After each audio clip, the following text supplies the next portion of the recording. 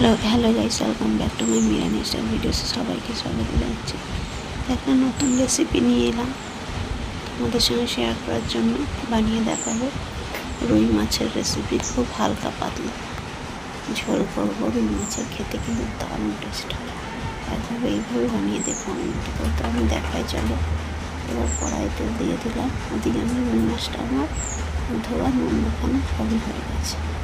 কড়াই তেল দিয়ে দিলাম। এখন আমি ভিডিও বানাতে পারি না, যেহেতু আমার বাচ্চা হয়েছে সিজারে। আমি কোনো কাজকর্মই করতে পারি না। আজকে একটু ভালো আছি তো, শাশুড়ি মায়ের দিকে একাতে এসেছিল মা, তাই জন্য বললো আজকে আমি রান্নাটা করি।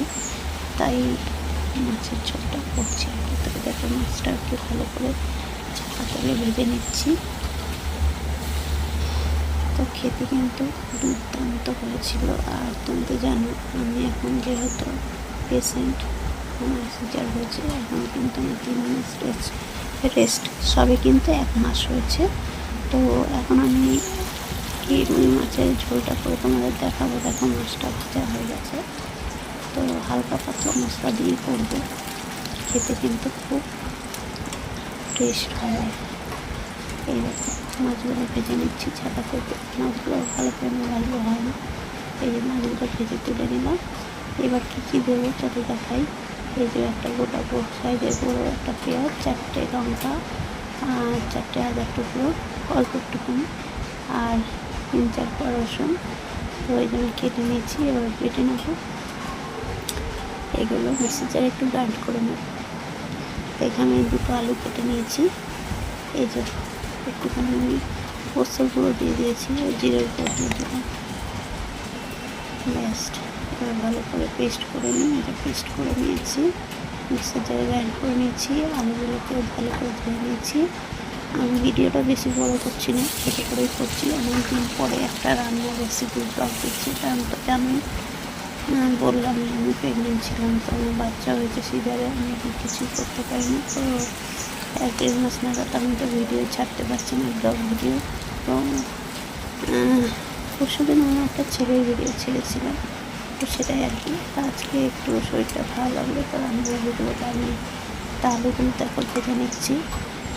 এই দেখো, আলুগুলো ভালো ভেজে নিলাম। আলু ভাজা হয়ে গেছে, মাছটাও ভাজা হয়ে গেছে। এবার কী করে জিরা তেজপাতা ফোড়ন দিচ্ছি। খেতে কিন্তু অসাধারণ লাগে। এরকম তেল দেবো না, এইগুলোই কিন্তু আমার রান্না হয়ে যাবে। তো এবার মশলাটাকে ঢেলে দেবো। মশলাটাকে দিয়ে ভালো করে মশলাটা কষিয়ে নেব। খেতে কিন্তু খুব টেস্ট হয়েছিল। এই যে টমেটোর উপরে দিয়ে দিলাম, দিয়ে ভালো করে মশলা করতে হবে। এই যে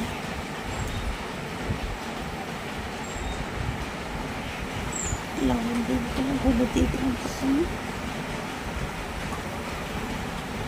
ভালো করে কিন্তু মশলাটাকে কষিয়ে নেব। খেতে সত্যি বলছি অপূর্ব টেস্ট হয়েছে এই রুই মাছের হালকা পাতলা ঝোলটা। তারপর হলো ওরা ওটা খেয়ে দেখো, বড়ো থেকে ছোটরা সবাই পছন্দ করে খাবে।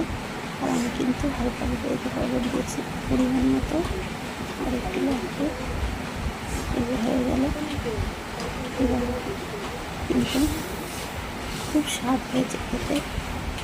ফোড়না রসুন জিরে আর তেজপাতা ফোড়ন দিলে কিন্তু দারুণ লাগে। পেঁয়াজ রসুন আদা সব গ্রাইন্ড করে দিয়েছি, আর অর্ধেক টমেটো দিয়ে দিয়েছি।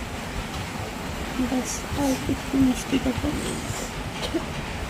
টেস্টটা আর একটু বেশি বেড়ে গেলে আলুর জন্য। আলুগুলো দিয়ে দিলাম, ভাজা আলুগুলো দিয়ে দিলাম। ভাজা আলুগুলোকে দিয়ে কষিয়ে নেবো।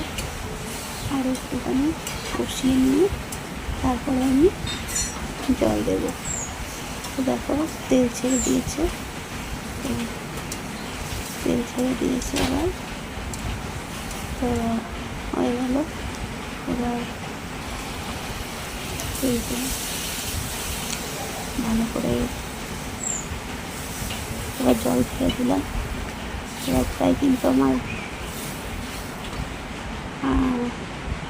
ঝোলটা ফুটে গেলে এই যে রান্নাটা প্রায় হয়ে এসছে, ঝোলটা ফুটে গেলে রান্না দিয়ে দেবো। তাড়াতাড়ি করছি, এদিকে ছেলে ঘুমাচ্ছে বলে এদিকে রান্নাটা আমি তাড়াতাড়ি করে করছি।